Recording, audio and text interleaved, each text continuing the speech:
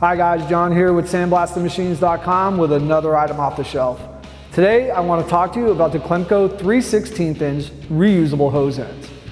The Clemco 3/16 inch reusable hose end can be found on both the twin line remote control hoses and also the single line abrasive cutoff switch hose.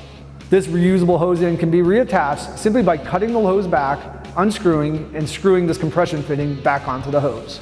The Clemco 3/16 inch reusable hose end can be found on sandblastingmachines.com simply by searching for part number 01943 in the search bar.